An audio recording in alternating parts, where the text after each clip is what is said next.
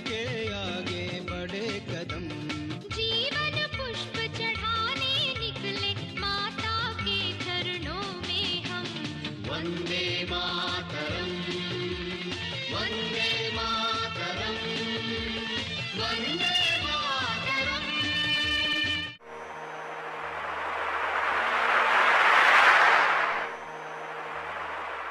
जय हिंद, वंदे मातरम, भारत माता की जय।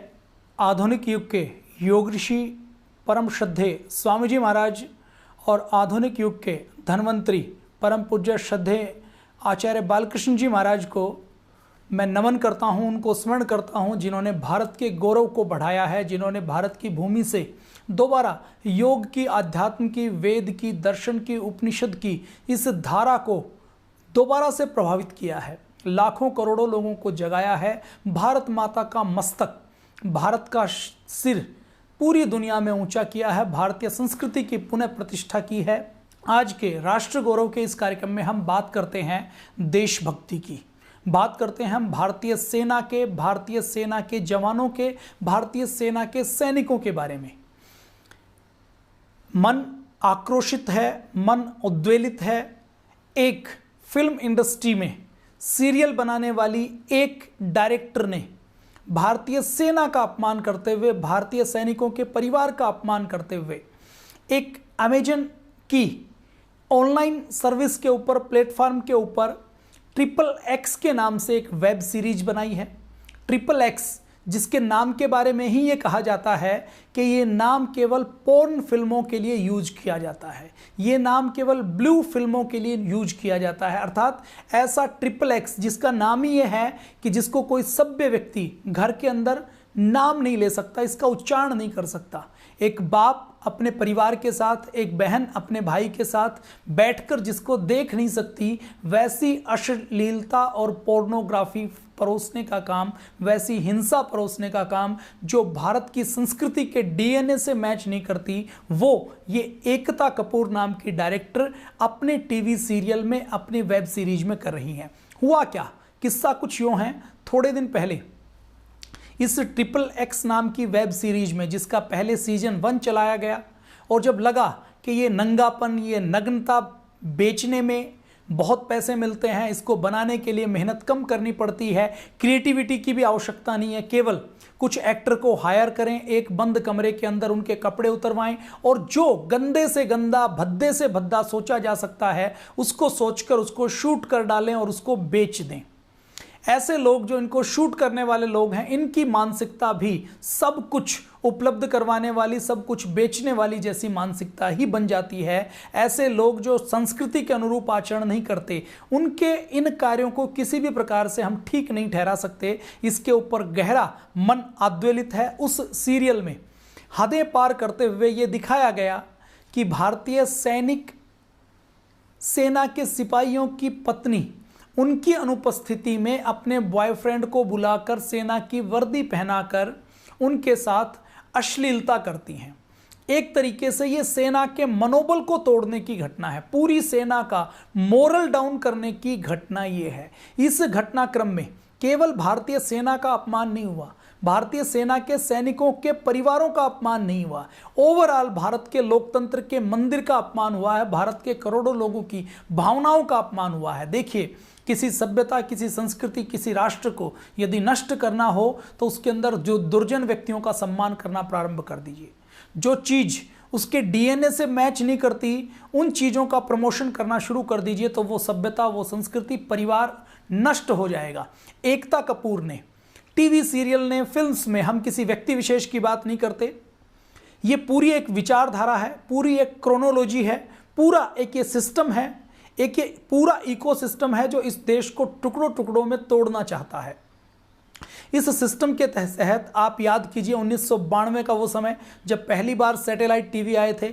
जब सैटेलाइट टीवी आए तो बहुत से सीरियल्स की बाढ़ आई, फिल्मों की बाढ़ आई, और उस सीरियल की बाढ़ में ऐसे ऐसे सीरियल आए, क्योंकि सास भी कभी बहू थी, नागिन, नगीना, पता नहीं कितने कितने सीरियल आए। उन सीरियल्स के अंदर क्या दिखाया गया? उन सीरियल्स के अंदर घर परिवार के अंदर जो नारी ममता की मूर्ति है, जो नारी सेवा, संघर्ष और समर्पण का दूसरा नाम है उस नारी जाति को, सास को बहू से लड़ते हुए, बहू को देवरानी से लड़ते हुए, देवरानी को जेठानी से लड़ते हुए, जेठानी को सास से लड़ते हुए, एक एक पत्नी के, एक एक महिला के 3-3 पुरुषों के साथ अफेयर दिखाए गए, शादी के बाद के विवाहोत्तर संबंध दिखाए गए, पुरुष के महिलाओं के साथ विवाहोत्तर संबंध दिखाए गए, अपने घर में ही अपने देवर, अपने ननद को रास्ते में हंसाने के लिए, रास्ते में फंसाने के लिए उसकी जासूसी करना, उसके लिए बाहर के व्यक्ति को सुपारी देना, ये सारी चीजें जो भारतीय दर्शन के साथ, भारत की परंपराओं के साथ मेल नहीं खाती, ये पिछले 25 सालों से लगातार परोसी जा रही हैं। और इन 25 सालों का हम डाटा देखते हैं तो इन 25 सालों में अपने देश में क्राइम बढ़ता जा रहा है। इन 25 सालों में जो रेप की घटनाएं हैं वो बढ़ती जा रही हैं। विडंबना ये है कि ये कुछ जो गैर जिम्मेदार मीडिया हाउस है, गैर जिम्मेदार टीवी चैनल हैं, गैर जिम्मेदार फिल्में हैं, गैर जिम्मेदार धारावाहिक हैं, वो निर्भया की मंदसौर के अंदर गैंग रेप की खबरें देंगे और खबरों के बीच में जब ऐड आता है तो ऐड भी सन्नी लियोनी के कंडोम का ऐड आता है। अगर अपने भारत के अंदर ये चीजें होंगी, खुलेआम होंगी, तो भारत की सभ्यता, भारत की संस्कृति बच नहीं पाएगी, भारत का गौरव बच नहीं पाएगा। फिल्मों का, सीरियल्स का समाज में कितना प्रभाव पड़ता है ये आज हम देख रहे हैं। हमारी सभ्यता, हमारी संस्कृति के ऊपर गहरा आघात नारी स्वतंत्रता के नाम पर, खुलेपन पर नाम पर, फ्रीडम ऑफ स्पीच के नाम पर डाली जा रही है। मैं एक आंकड़ा आपसे साझा करता हूं, 2012 में 24,000 रेप के केसेस दर्ज किए गए थे। 2016 आते आते वो केस हो गए 38,947। मतलब क्या है? मतलब वो केस 50% बढ़ गए। खुले तौर पर कोई नहीं कह सकता, लेकिन एक बड़े वर्ग का देश का यह मानना है कि ऐसे केसेस बढ़ने में बड़ा योगदान फिल्मों के माध्यम से, सीरियल्स के माध्यम से, मोबाइल के माध्यम से जो अश्लीलता परोसी जाती है, जो पोर्नोग्राफी परोसी जाती है, उसका एक बड़ा योगदान है। इसमें 8 साल का एक बच्चा जब हरिश्चंद्र का नाटक देखता है तो मोहनदास करमचंद गांधी बन जाता है, पूरे जीवन में संकल्प ले लेता है कि मैं कभी झूठ नहीं बोलूंगा। और आज 8 साल के बच्चे को हरिश्चंद्र का नाटक देखने को नहीं मिलता। वो 8 साल का बच्चा माँ बाप का मोबाइल गलती से उठा लेता है, मोबाइल के ऊपर, इंटरनेट के ऊपर कहीं भी टच करता है, टैप करता है, तो कोई ना कोई पोर्न साइट या पोर्न एप्लीकेशन या गेम की एप्लीकेशन खुलती है। तो हम अपने नौनिहालों को, हम अपने देश के बचपन को, देश के युवाओं को, देश की जवानी को और देश के भविष्य को ऐसे बचा नहीं पाएंगे। तो ये सारा षड्यंत्र पूरे भारत के सामने चल रहा है। षड्यंत्र सीमाओं पर चल रहा है, सीमाओं के बाहर चल रहा है। देश के अंदर टुकड़े टुकड़े करने के लिए, देश का मोरल डाउन करने के लिए, देश को खंड खंड तोड़ने के लिए लगातार टुकड़े टुकड़े गैंग, एनजीओ गैंग ये काम कर रहे हैं। और अब जो इन्होंने कार्य किया है वो भारतीय सेना के मनोबल को तोड़ने का काम किया है। भारत की सेना का मनोबल, ये रेप की, ये जो सेना के अपमान की घटना, इसमें सेना में हमारा अशोक चक्र दिखाई दे रहा है। हमारे राष्ट्रीय प्रतीक, जिन राष्ट्रीय प्रतीकों के लिए हमारा एक सैनिक हंसते हंसते बलिदान कर जाता है, उन प्रतीकों का अपमान हो रहा है। और सबसे बड़ी बात, जब हमारा एक सैनिक हमारे देश में मोर्चे पर लड़ता है तो केवल वो सैनिक नहीं लड़ता, वो सैनिक तो बंदूक लेकर बॉर्डर के ऊपर दिखाई देता है, उसके पीछे उसका पूरा परिवार लड़ता है। उसकी पत्नी, उनकी माँ, उनकी बहन, उनका पिता, उनका पूरा परिवार उनको संबल देता है कि हमारी चिंता करने की आवश्यकता नहीं है, देश की चिंता करो, भारत माता की चिंता करो। घर में जो आप जैसे, हम जैसे लोग रहते हैं वो कल्पना कर सकते हैं, घर में खेती का काम, पशु बीमार, पशु का काम करना, रिश्तेदारियों का काम करना, शादी में जाना, विवाह के छोटे भाइयों और बहनों के कार्य निपटाना, बहनों के काम निपटाना, सामाजिक जिम्मेदारियों का निर्वहन करना, घर के अंदर दूध लाने से लेकर, बच्चों की पेरेंट्स मीटिंग में जाने से लेकर, बच्चों के ट्यूशन से लेकर, बच्चों को पढ़ाने से लेकर, अड़ोसी पड़ोसी के झगड़े से लेकर, माता पिता की बीमारी से लेकर, पत्नी के गर्भवती होने की, प्रेगनेंसी में हॉस्पिटल जाने से लेकर, एक नहीं ऐसे हजारों काम होते हैं जब घर के अंदर एक पुरुष की, घर के मुखिया की आवश्यकता पड़ती है। लेकिन इन सारी जिम्मेदारियों को निभाने का काम उस बॉर्डर के ऊपर लड़ रहे सैनिक की उपस्थिति में उसकी पत्नी निभाती है। और यदि उस पत्नी का अपमान होता है, उस सैनिक के परिवार का अपमान होता है, तो यह केवल एक सैनिक का अपमान नहीं है, सेना का अपमान नहीं है, राष्ट्र का अपमान है। इससे राष्ट्र का मनोबल नीचे गिरता है। देखिए, मिलिट्री साइंस, मिलिट्री साइकोलॉजी, सैन्य विज्ञान और सैन्य मनोविज्ञान ये कहता है कि युद्ध जितने भी होते हैं उन युद्धों के मोर्चे पर सैनिक नहीं लड़ता, केवल हथियारों से लड़ाई नहीं होती, केवल संख्या के बल पर युद्ध जीता नहीं जाता, केवल किस सेना के पास कौन सी तकनीक है, कौन सी टेक्नोलॉजी है, इसके आधार पर भी विजय नहीं होती। युद्ध में विजय होती है मनोबल के आधार पर। फिल्म इंडस्ट्री और टीवी इंडस्ट्री और मीडिया का एक ग्रुप जो कहीं ना कहीं विदेशी शक्तियों से प्रभावित है, उनसे संचालित होता है, वो जब भी कोई ऐसी बात आती है तो उस समय सेना के ऊपर सवाल उठाने का, सेना को, राष्ट्रवादी व्यक्तियों को, राष्ट्रवादी संस्थाओं को, राष्ट्रवादी शक्तियों को कटघरे में उठाने का काम करते हैं। हमें उनसे सावधान होने की आवश्यकता है और यदि सेना का कोई अपमान करता है तो हमें उस अपमान का विरोध करना है, उसका प्रतिकार करना है और सैनिकों के साथ खड़ा होना है। अपने भारत के अंदर विडंबना क्या है? अपने भारत के अंदर विडंबना यह है कि अपने भारत के अंदर जब हमारी परंपराओं का, हमारी मान्यताओं का कोई अपमान करता है तो हम उसको सहजता से स्वीकार कर लेते हैं। हमारे अंदर एक हिंदू फोबिक नाम की बीमारी हो गई है। हम अपने हिंदू समाज के अंदर, अपने भारतीय समाज के अंदर, हमारी वैदिक सनातन परंपराओं के अंदर जब कोई कमी निकालता है तो हम मौन होकर उसका समर्थन करते हैं। वो कमी नहीं भी है तो भी हम खुलेपन के नाम पर, बुद्धिजीवी होने के नाम पर, सेक्युलर होने के नाम पर उसके साथ खड़े हो जाते हैं। फिल्मों में जब गहने पहनकर, जेवर पहनकर बड़े बड़े मकान दिखाई दिए जाते हैं, जब बड़े बड़े घर दिखाई देते हैं, एसी दिखाई देते हैं, गाड़ियां दिखाई देते हैं, सुख संसाधन दिखाई देते हैं, तो हमारे देश में रिश्ते तोड़े गए इसी टीवी और सीरियल ने। परिवार, जो ज्वाइंट फैमिली, जो संयुक्त परिवार हमारे देश की एक बड़ी ताकत है। हमारे देश की बड़ी ताकत क्या है? हमारे देश की इकोनॉमी डाउन हो जाए तो भी हमारे देश के लोग भूखे नहीं मर सकते। क्यों?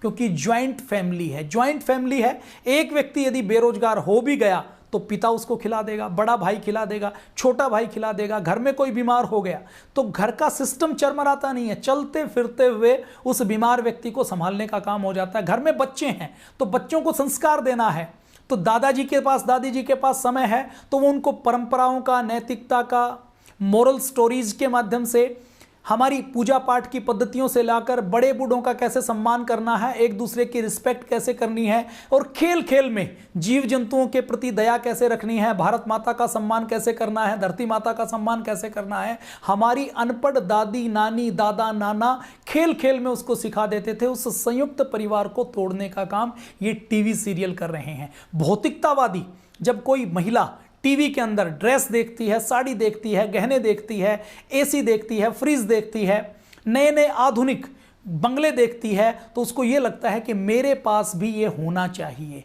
मैं भी अपनी सास के साथ, ननद के साथ नहीं रहूंगी। और एक दूसरे से साजिश षड्यंत्र करते हुए पूरे परिवार में, जो परिवार की मजबूती संबंधों के आपसी विश्वास में होती है, उस विश्वास के अंदर दीमक लगाने का काम ये टीवी सीरियल और फिल्म निर्माता कर रहे हैं। तो अपने समाज को तोड़ रहे हैं, समाज की मर्यादाओं को तार तार कर रहे हैं, हिंसा बढ़ा रहे हैं, क्राइम बढ़ा रहे हैं, रेप बढ़ा रहे हैं और सेना को तोड़ने का काम कर रहे हैं। सेना को तोड़ने का काम टीवी सीरियल्स कर रहे हैं।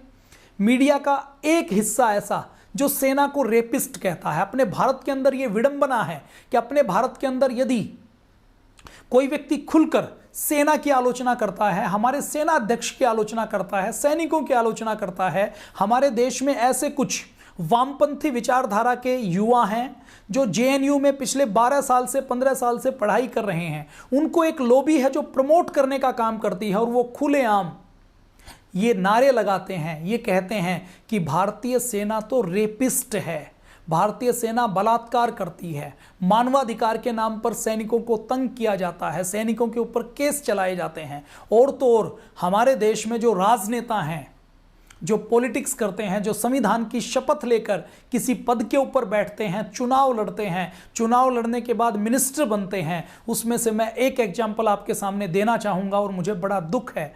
दिल्ली में, दिल्ली की मुख्यमंत्री रही, उस मुख्यमंत्री के परिवार से एक व्यक्ति हमारे भारतीय सेना, लोकतंत्र के संविधान के अनुसार चलने वाली भारतीय सेना जो दुनिया की सबसे अनुशासित सेना है, भारतीय सेना जो राजनीति में पार्टिसिपेट नहीं करती। भारतीय सेना जिसके अंदर अनुशासन और मानवीयता बहुत उच्च दर्जे का है, जिसके ऊपर जिसने कभी भी कोई अमानवीय काम नहीं किया, उस सेना के बारे में, उस सेना के सेनापति के बारे में एक नेता कहता है कि सेना अध्यक्ष तो गली के गुंडे हैं। और दुख इस बात का नहीं कि उसने कह दिया, दुख इस बात का है कि यह कहने के बाद भी उनकी पार्टी उनके ऊपर कोई कार्रवाई नहीं करती। एक पार्टी जिसने 70 सालों तक इस देश के ऊपर राज किया, उस पार्टी के एक युवा को यदि उनका जिला अध्यक्ष ये कह देता है कि उसके अंदर योग्यता नहीं है, उसके अंदर कोई काबिलियत नहीं है, तो उस जिला अध्यक्ष को 2 घंटे के अंदर हटा दिया जाता है। लेकिन एक सेना अध्यक्ष के ऊपर यदि कोई आरोप लगाया जाता है तो उसके ऊपर कोई कार्रवाई नहीं की जाती। ये दुख की बात है, ये बड़े शर्म की बात है, ये अपमान की बात है। कश्मीर में आज भारतीय सेना के साथ क्या हो रहा है? भारतीय सेना, भारतीय सीआरपीएफ के वाहन, उनकी बख्तरबंद जीप, उनके ट्रक जब किसी इलाके से गुजरते हैं तो पत्थरबाज उनको घेर लेते हैं। उनके हाथ में AK-47 है, उनके पास गन है, उनके पास रिवॉल्वर है, उनके पास हथगोले हैं, उनके पास रॉकेट लॉन्चर हैं, उनके पास हैंड ग्रेनेड है, लेकिन इतना होने के बाद भी वो उसको फेंकते नहीं है। AK-47 है, कोई विरोधी आकर उसकी बैरल पकड़ लेता है, हमारे सैनिकों के ऊपर पत्थर बरसाए जाते हैं, हमारी सेना की गाड़ियों को पत्थर लगाकर, बैरियर लगाकर, पेड़ काटकर, ड्रम लगाकर रास्ते से जाते हुए जबरदस्ती रोक लिया जाता है। लोग घेर कर चारों ओर से बख्तरबंद फौलाद के सरिये लगाई हुई गाड़ी को लोग हिलाते हैं, उसको पलट देते हैं, सैनिकों की मॉब लिंचिंग करने की कोशिश करते हैं।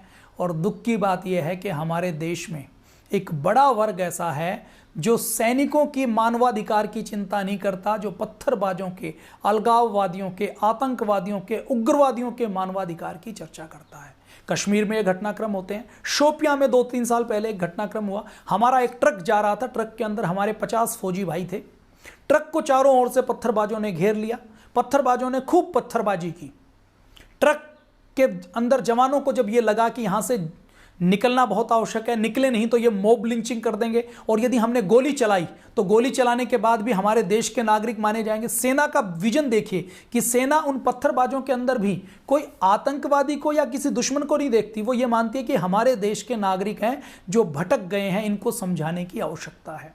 सेना ने अभी पिछले दिनों कश्मीर में एक ऑपरेशन किया, आतंकवादी को घेरा हुआ था, तो आतंकवादी को गोली नहीं मारी, आतंकवादी के माता पिता को बुलाया और उनसे कहलवाया कि ये सरेंडर कर दे और अपने आप को सरेंडर कर दे तो हम इनको मारेंगे नहीं, ये सहयोग करे, देश का अच्छा नागरिक बने। और आतंकवादियों के बारे में सूचना की तो माँ बाप की बात भी उसने नहीं मारी। तो उसके बाद जब कोई रास्ता नहीं बचा तो फिर आमने सामने की लड़ाई में वो आतंकवादी मारा गया। तो भारतीय सेना कितनी जिम्मेदार है कि हमारा एक सैनिक, अंतिम सैनिक भी ट्रिगर का बटन नहीं दबाता। क्यों? क्योंकि उसको पता है कि मैंने ट्रिगर का बटन दबाया तो सेना का अनुशासन भंग होगा।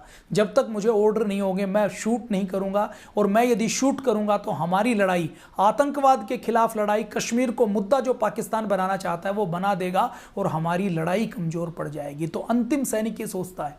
तो 200-250 लोगों ने उस ट्रक को घेर लिया। ट्रक के जब निकलने का रास्ता नहीं हुआ तो आगे कुछ अलगाववादी लेट गए। उनका दुस्साहस देखिए कि उनको लगता था कि हम मॉब लिंचिंग करेंगे, सैनिकों को मारेंगे, लातों से पिटाई करेंगे, गुस्सों से पिटाई करेंगे, लेकिन हमारे ऊपर ट्रक नहीं चढ़ा सकते। उनका हौसला देखिए। हमारे सैनिकों ने जब और कोई रास्ता नहीं देखा तो उसी भाग दौड़ में ट्रक चढ़ गया कुछ पत्थरबाजों के ऊपर। और शर्म की बात यह है कि होना तो उन सैनिकों का सम्मान होना चाहिए था कि उन विपरीत परिस्थितियों के अंदर भी उन्होंने गोलीबारी ना करके, जहां 100-150 लोग मर सकते थे वहां केवल घायल हुए या कुछ लोग मारे गए, 1-2 लोग मारे गए। जम्मू कश्मीर की विधानसभा में विधानसभा को स्थगित करके उसके ऊपर हंगामा बरपाया जाता है। जम्मू कश्मीर की एक पार्टी को छोड़कर, एक राष्ट्रवादी पार्टी को छोड़कर उसकी सारी पार्टियां सेना के समर्थन में नहीं, सेना के विरोध में खड़ी हो जाती हैं। सैनिकों को गिरफ्तार करके उनको जेल में डालने की बात करती है। इससे अधिक इस देश की विडंबना कुछ हो नहीं सकती। दूसरा, मैं और केस आपके सामने रखता हूं। मेजर गोगोई का नाम आपने सुना होगा। मेजर गोगोई एक बार आतंकवादियों के विरुद्ध एक ऑपरेशन कर रहे थे। ऑपरेशन करते करते उनका 8-10 लोगों की टीम थी। उनकी टीम को पत्थरबाजों ने घेर लिया और ऐसा लगता था कि वो उनकी लिंचिंग करके मानेंगे। उनको घेर कर, उनको पत्थर मार मार के उनको मारेंगे। तो उन्होंने, देखिए, सैन्य मनोविज्ञान में मिलिट्री साइंस में ये पढ़ाया जाता है कि यदि कहीं उलझ जाएं और उलझकर यदि बचने की स्थिति नहीं हो तो किसी भी चीज को ढाल बनाकर बचा जा सकता है। तो उन्होंने उनमें से ही एक पत्थरबाज को अपना ढाल बना लिया, अपनी जीप के बोनट से बांध दिया और शांतिपूर्ण ढंग से अपनी टीम को बचाकर ले आए। कोई गोलीकांड नहीं हुआ, कोई किसी की जान नहीं गई और उसको लाने के बाद फिर उसको पत्थरबाज को भी छोड़ दिया।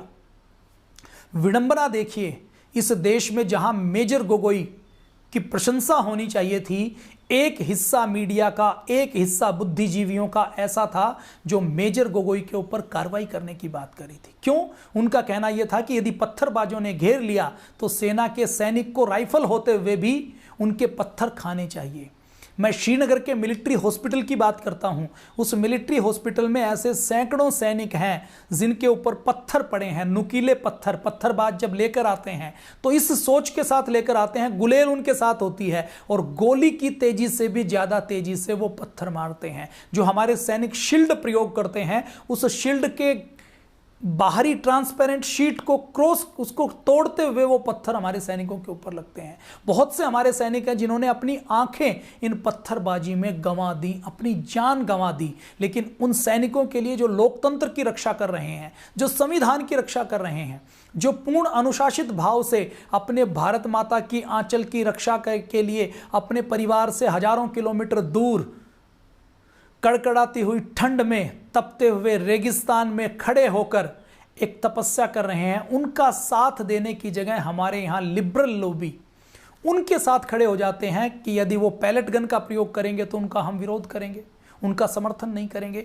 तो अपने देश के अंदर हमें इस आत्मग्लानि के भाव से निकलना है, राष्ट्र गौरव का भाव लाना है और एक एक व्यक्ति के मन में यह समझाना है कि यदि कोई भारत माता के आंचल की रक्षा के लिए खड़ा हुआ है, भारत माता की आंचल की रक्षा के लिए लड़ रहा है, तो हम सबको उसका साथ देना है, हम सबको अपनी सेना के साथ खड़े होना है। तो ये पत्थरबाज करते क्या है? पत्थरबाज पत्थर बरसाते हैं। और 3-4 साल पहले सेना ने एक निर्णय लिया कि हम पत्थरबाज हैं, अपने देश के हैं, तो हम इनके ऊपर गोली तो नहीं चलाएंगे, लेकिन हम रबड़ की गन चलाएंगे, इनके ऊपर पैलेट गन चलाएंगे। और पैलेट गन चलाने के लिए उन्होंने पैलेट गन की परमिशन की, विदेशों से पैलेट गन इंपोर्ट की गई।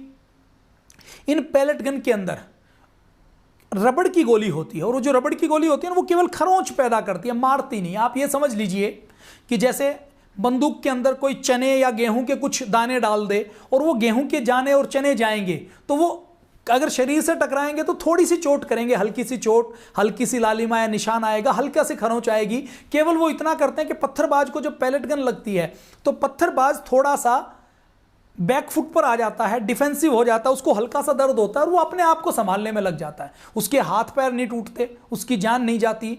लेकिन इस पैलेट गन के प्रयोग करने के बाद भी मानवाधिकार आयोग के एनजीओ गैंग ने, मानवाधिकार के नाम पर रोटियां सेकने वाले गैंग ने और उसके साथ लिबरल लॉबी ने, असुर गैंग ने, टुकड़े टुकड़े गैंग ने उनको इतना मुद्दा बनाया कि सेना को पैलेट गन का प्रयोग करने वाला अपना आदेश वापस लेना पड़ा।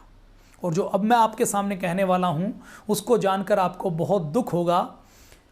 अपने देश में हमारे एक बीएसएफ के रिटायर्ड आईजी हुए हैं, उन्होंने एक बार एक बयान दिया। उन्होंने ये कहा कि पूरी दुनिया में किस देश में, आप बता दीजिए मुझे, कोई एग्जाम्पल दे दीजिए कि कौन सा ऐसा देश है जिस देश में सैनिकों के ऊपर पत्थर पड़ते हों। आगे वो कहते हैं कि यदि अपने भारत में किसी नेता के ऊपर कोई जूता फेंके, कोई अंडा फेंके, कोई कागज फेंके, कागज का गोला बनाकर भी फेंके तो उसको तुरंत गिरफ्तार कर लिया जाता है, शाही फेंके तो गिरफ्तार कर लिया जाता है, उसके ऊपर मुकदमा चलाया जाता है। लेकिन यह भारत की विडंबना है कि भारत के अंदर यदि आप सेना के ऊपर पत्थर फेंकते हैं, सुरक्षा बलों के ऊपर पत्थर फेंकते हैं, उनको पत्थर मारते हैं, तो जो संविधान की रक्षा कर रहे हैं, जो अपनी ड्यूटी कर रहे हैं, तो यहां पर पत्थर मारने वालों को गिरफ्तार नहीं किया जाता, बल्कि सेना के जवान को गिरफ्तार किया जाता है। वो सवाल करते हैं पूरे देश के सामने, आपसे और हमसे भी ये सवाल है कि क्या दुनिया के किसी देश में ऐसी घटना होती है? क्या दुनिया के किसी देश में ऐसी घटना हो सकती है? नहीं हो सकती। ये हमारे देश के अंदर हमें दबाव बनाकर ये काम करना है, अपनी सेना के साथ खड़ा होना है और अपनी सेना को बचाना है।